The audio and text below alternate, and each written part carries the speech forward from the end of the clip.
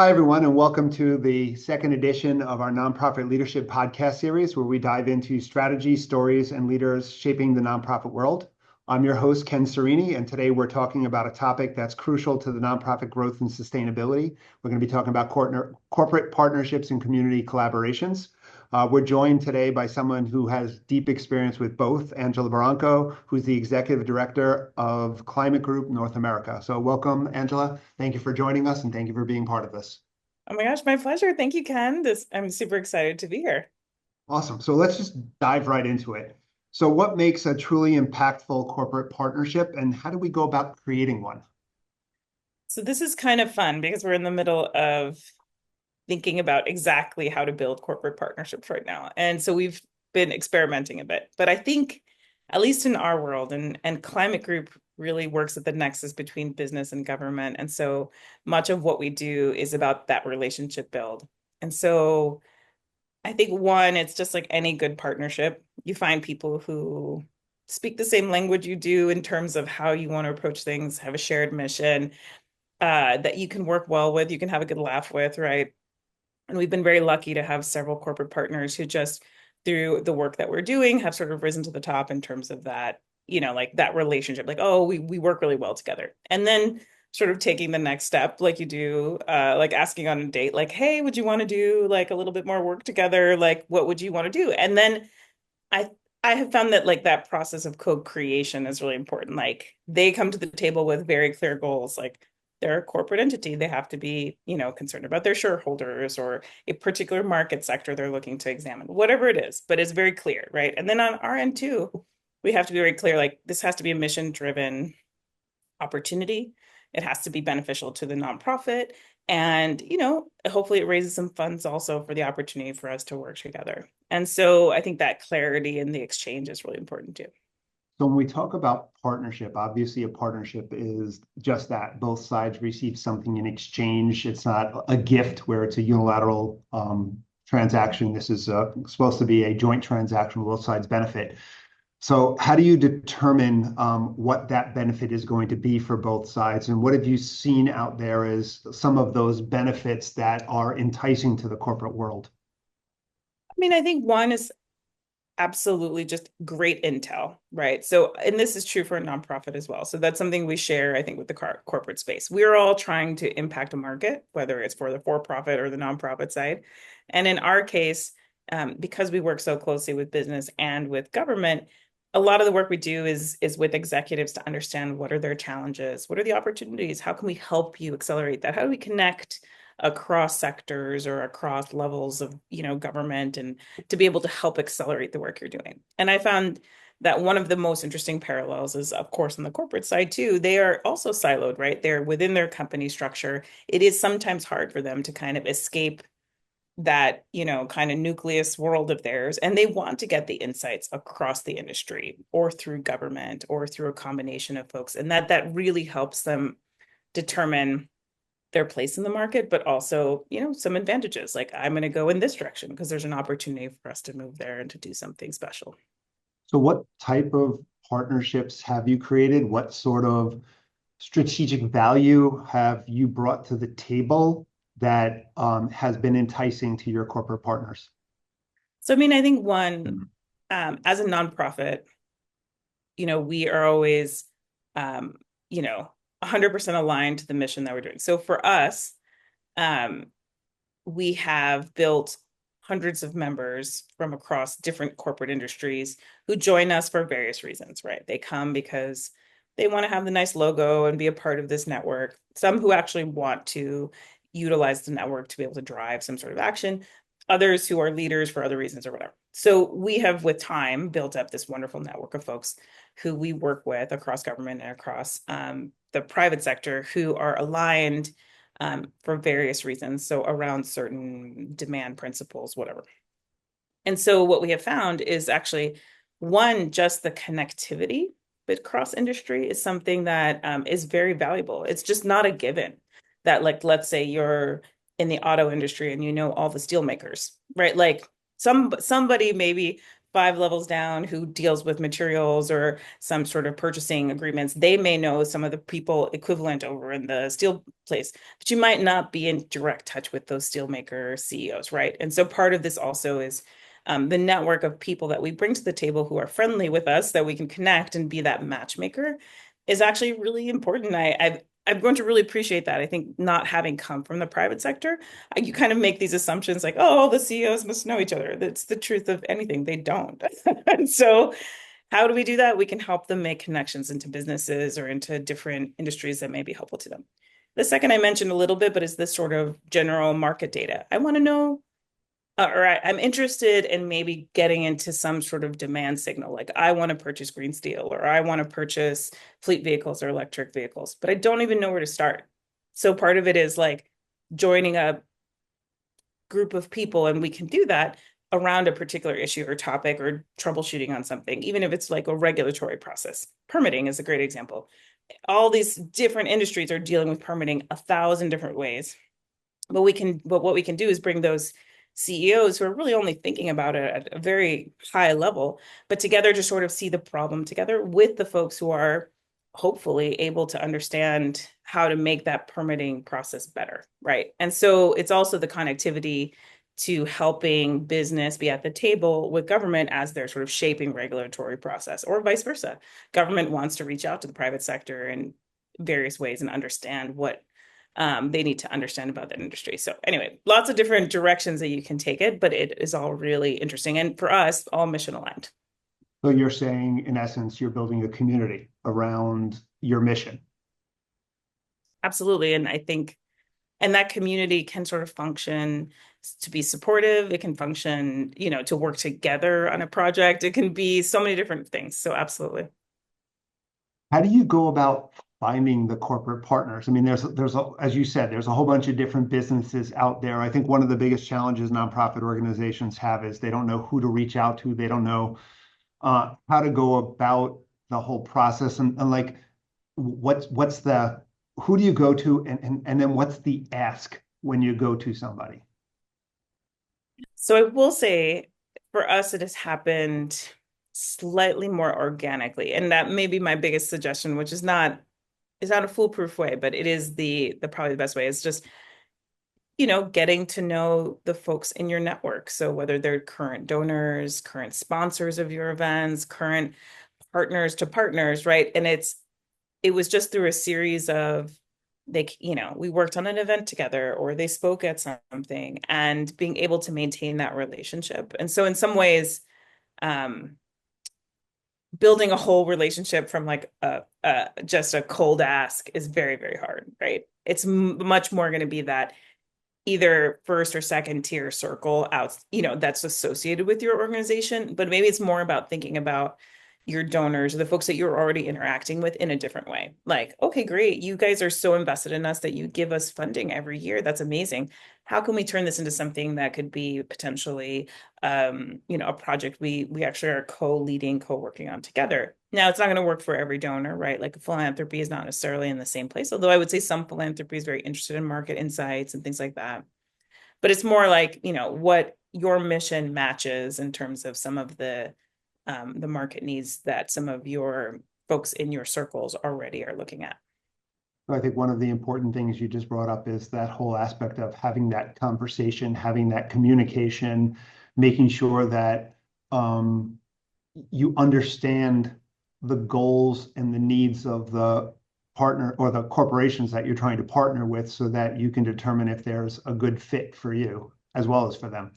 Absolutely. And also, I wouldn't take for granted also that people who have invested in you as a nonprofit in one way are not interested in a different way. They just may never have had that conversation with you. Like I mentioned, it can come from all sorts of different places. And so to your point exactly, it's sort of like, oh, well, let me go through my donor roll. Who's given me money, or who came to our events, or who did things, and sort of looking at that list a little bit differently, not just sort of the more traditional ways of intersecting with them.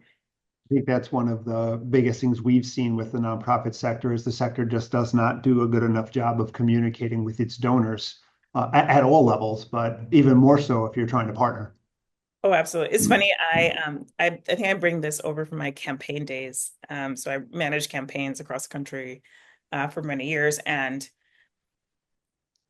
one thing that was always very true was like everybody, more the most part, everybody's a voter, a donor, or a volunteer, right? Like, but they're all giving you something. And so part of this is like a person can be all three, a person can be one of those, but it's your job as the campaign to figure out how to intersect with that person, convince them to participate in what you need from them. And but also not to take them for granted. They can be all three, right? Like, and so just because someone's voters, I mean, they can't be a donor or a donor who can't be, a Volunteer, yeah. volunteer. Exactly. And part of it is really being holistic about people that way, right? Like, people show up in many different ways, and you shouldn't take for granted that, that there's only one thing. And that's your job as the organization is to figure out how to get that person to give more, because they're already committed. Let's do more. Is there a particular way you go about approaching this? Is there a specific message, or is it kind of up in the air in terms of how you're going to approach each relationship? And what do you look for when you're kind of reaching out in terms of what are the indicators that this person might be a good partner? I think to start with your last question, just how do you know that they might be ready to partner? I think they're the folks who like linger at your event, who want to learn much more about your organization. That you just get like a very positive, oh, these people are really interested in the work we are doing. So because a partnership is so different than a donor relationship. Mhm. A donor relationship you want, oh yes, in theoretically I love that thing. Let me send you a check. I'm committed, but I'm only really committed in this sort of financial way. With a partner, you're really looking for that, mutualism. They come to the table with what they need, you come to the table with you need, and together you're going to work on this project moving forward, right? And so it really is like I joke, but it is those people who linger with you, right? Like they love what you're doing, they want to learn more, and then you can kind of turn that on them, especially if you've taken the time to understand what their business is. So we work on one of our projects with a major consulting group, right? And so what we know is that you know, their bottom line depends on them being at the cutting edge of information because that's how they're going to build their client base. That's how they're going to understand the problems that their client base is trying to solve by their services, right? And so for them, just being a part of the conversation is so critical and being at the right level of conversation with the right people, having the right conversation. So again, it's valuable to them just to be a part of it. We're not building business pipelines for them. We're simply creating the opportunity for them to be at the table. And that's worth money to them to help us with our mission. And that's why it's so helpful. But again, they lingered. They were people who were just excited about the work we did and they wanted to sort of do more with us. Obviously, when you're going through and you're trying to partner with someone, there needs to be some sort of vetting process. What's the vetting process you go through to determine if someone, I mean, they could be great, they could have deep pockets, but you still want to make sure that they're going to be a good partner. The messaging that they're going to give is going to be aligned with your mission. And obviously, you don't want their dirty laundry kind of getting on you. Yeah. So, what's that vetting process look like? So it's a couple things. I think one, for every nonprofit, you have probably a list of donors or industries that you do or do not take funding from. So the first is, as a climate organization, it would be very difficult for us to take, say, oil and gas funds because that's just not, mission aligned. So the first cut is always, is the funding source mission aligned? And I think for most people, it's probably pretty true. I think the second sort of vetting that you want to do is like, can you work with these people, right? So I think that's just like the personal relationship of Mhm. how you build that. And then the third I would say is really, I find this to be really important, is that we retain very clear lines of like, how is the intellectual property handled? So we create something, but there's clear rules. Like you can use it this way, we can use it this way. You have to put that into your contract early in.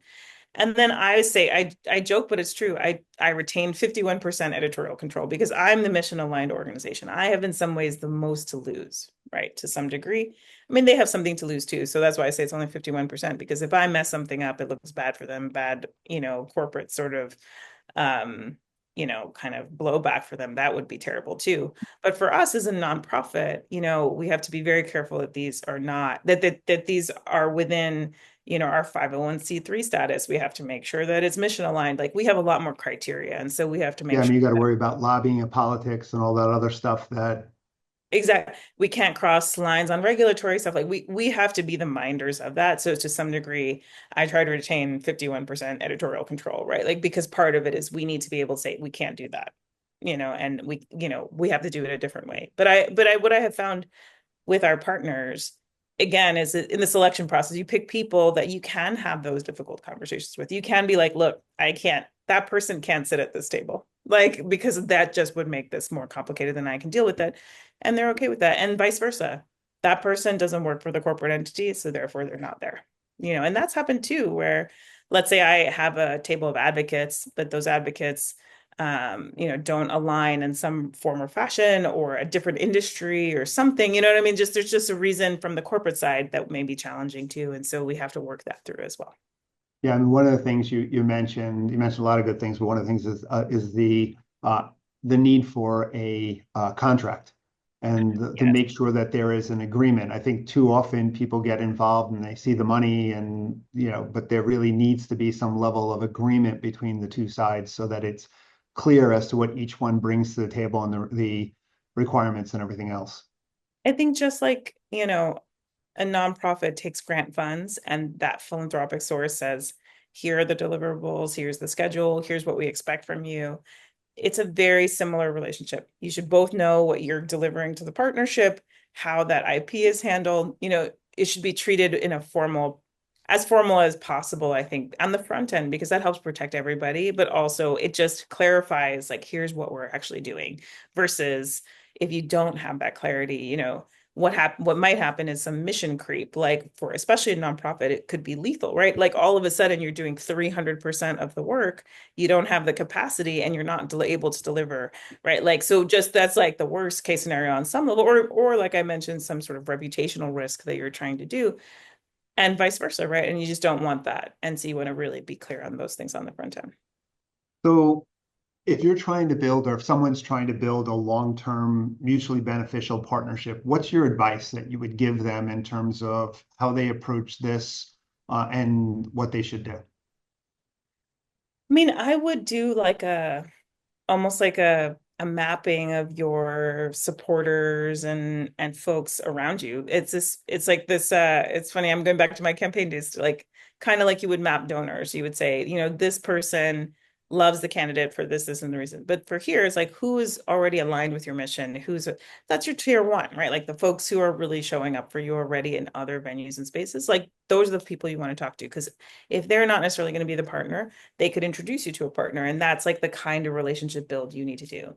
And 1 second there. And part of it is also understanding maybe what part of their mission, your mission, they're aligned with, because you have larger organizations that might have 10 or 15 different things they do.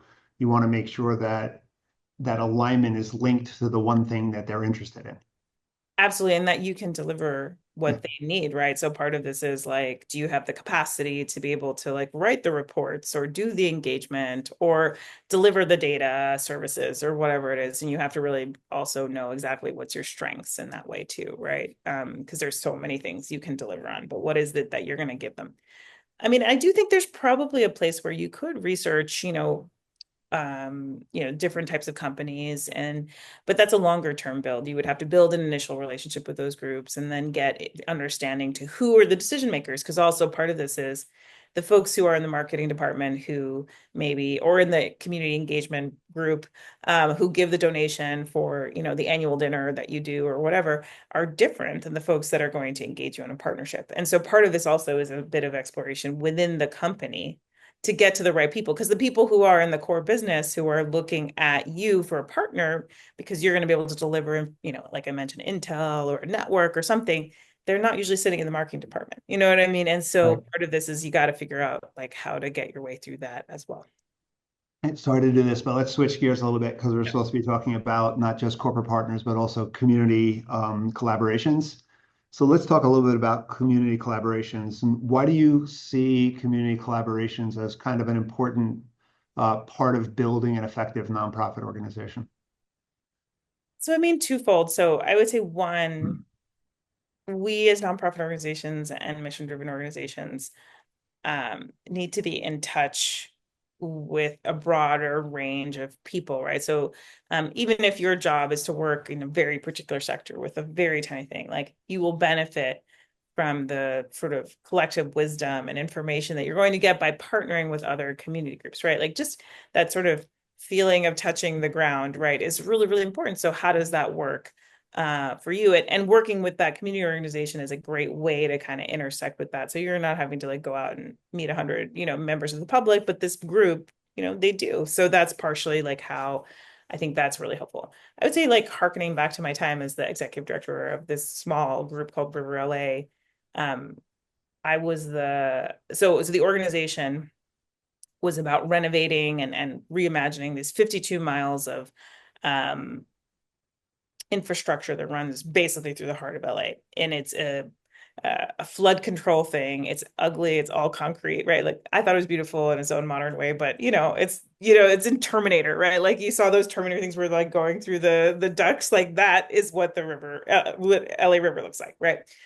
But our whole mission was to connect those 52 miles of LA, not only for the purpose of better infrastructure or climate forward infrastructure that's going to save water and do all this great stuff, but actually to connect community and culture and like there's all the ways that you can use that. And so while I'm up here thinking about, LA County processes and dollars that are coming from the federal government, right?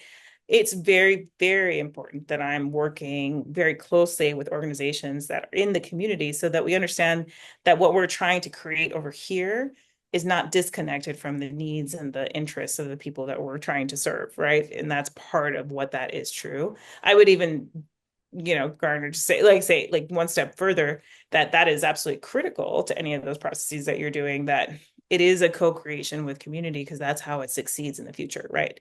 So if your mission is to build something or to do something in the community, that community has to be a part of it from the beginning and the part of the decision making, because otherwise, once you leave, the park is built, like somebody has to maintain it, somebody has to love it, somebody has to give their tax dollars to it, right? And that's not going to be you as a nonprofit. It's going to be the people in the community, and that's when they see themselves represented in whatever you've done. So you talked about in the corporate partnership that you retain a 51% editorial. If you're dealing with a community partnership, if you're dealing with other nonprofit organizations that you're going to be collaborating with, if you're dealing with community leaders, how do you share what that responsibility is going to be? Who takes the leadership role in this thing? What does an agreement, if anything, look like in that sort of relationship? Oh, that is a great question. It so depends on the project. So back to my River LA time, we had this fantastic relationship with the city of Southgate, one of the, I think it's 26 cities along the river. We were copacetic. The community members were a part of our conversation, the community leadership, the elected officials. We were connected with people at all levels. It was all like they were really integrated into the sort of process that we were trying to build. Other places, not so much, right? And then that can be challenging because um like you said, if you're not sort of as integrated, it creates friction, tension. What are these people doing? How are we doing this? Why aren't we a part of the table, right? Like, and so as much as possible, you want to be in a situation where at least there's transparency. So like level one, transparency. Here's what we're trying to do. What are you trying to do? Let's talk to each other, right? Another level, if you can get to, is sort of this co-creation kind of situation. Okay, we're going to sit down together and we're going to try to tackle the problem together. How do we get there? And try to get there from some sort of mutual sort of place. And then I think like, the gold standard is like the power share. Like, and that is actually really hard. I don't have a ton of examples of how that works beautifully, but I know there's lots of places where it is successful, but it takes a lot of work and a lot of time because you have to build trust on both sides. Like you said, you have to make sure that like you as an entity are getting what you need out of the vision of what you're trying to bring, but that the community is not just inputting, but they are literally integrated into that decision-making process. And so you have to be very much not just there, but like fully invested in a way that I think is really hard but is necessary. Like I mentioned, like some of the stuff on the climate side, I think one of the things we've missed as a climate community is this enmeshment with the folks who need to be a part of the solution long term, right? So it's not just like innovation, we have a great idea, it's integration into modern society, right? Like that's what it's going to take for all of this to be actually solved, right? And so I think this is a really live question you're asking. I was going to say, so how do you then determine then who the right people to bring to the table, who you should be collaborating with, who's going to be the stakeholders, I guess, with respect to all of this? So I think I have a real belief also, though, that you have to work your lane. So there's like inside baseball people and there's outside baseball people, right? So in some respect, you can't work with everyone because you will just be overwhelmed by that, right? So you have to kind of pick a lane. I'm going to work with the elected officials to organize them around a thing, right? Like to support this. Or I'm going to work micro local, like the neighborhood that is going to be invested. I'm going to talk to all the community members and all the community groups for this particular park, right? And I think it's really just about being really clear about what bandwidth you have and who that stakeholder group is that you're going to be participating with. And then it's a collection of partnerships so that you have folks at all levels working with each other at a macro scale to get a bigger thing done, if that makes sense, right? Like, but you alone cannot do the whole spectrum. You know what I mean? Like is just impossible for anyone. You could never set up one organization that could do that. So I actually think there is a lot of benefit in an ecosystem of organizations that then work together on sort of pushing something forward. We're actually seeing more and more of that in terms of foundations and funding, where foundations want to solve a problem within a specific community, I should say, and they're looking for solutions. And a lot of times, one nonprofit organization doesn't have the solution all by itself, and there needs to be that collaboration that takes place. So we're seeing much more emphasis put on collaboration between organizations to meet different community needs. I mean, I think it makes a ton of sense because this notion that like one organization is somehow going to solve this, huge diversity of issues that anything comes with, I think is unfair to everyone, right? Like the nonprofit can't represent the interests in all of these different ways and shouldn't. And I think that that's where we get in trouble sometimes is where there's expectations sometimes by the nonprofit that, oh, yes, I represent this community. I know exactly what they need. And the truth is they represent one perspective, right? And so the more, I mean, you can't infinitely have enough, ecosystem sort of thing, but like, yes, having sort of this mosaic of representation is really helpful or of effort, right? Like, because that is how you're going to move, all the levers that are required, and I think in climate terms or environment terms, like, so I use something like building a park, but building a park requires the folks in office, the folks who are administrators, the voters, the local people who live next to the park, right? You just start thinking about the stakeholder map that it takes to actually make a just very simple thing, right? Like we're going to make a park. It takes a lot of time and a lot of effort at many different levels to be able to make that happen. And so having folks who are experts at being able to navigate all those different places will only expedite or make it easier for that to happen. Well, it also helps in the fact that they can help facilitate some of that buy-in that's necessary in order to make it happen, as you said. Absolutely. And and that's the ideal, right? Like you want everybody to be sort of rowing in the same direction. Like, yes, we all believe this, so let's go. I mean, you won't convince everybody, but as long as you get most people, that's good. So I know that went really fast, but that was a half an hour. Oh my So God, that was very fast. So thank you, Angela. That was amazing. And this wraps up today's episode of the Nonprofit Leadership Podcast series. If you enjoyed the conversation, be sure to like, subscribe, and leave us a review. It really helps others to find the show. And don't miss next month's episode when we'll be joined by Lauren Wagner from the Long Island Arts Alliance for a conversation about arts advocacy, nonprofit leadership, and building creative coalitions across sectors. Thanks for listening. We'll see you next month. Thanks a lot, everyone. Thank you.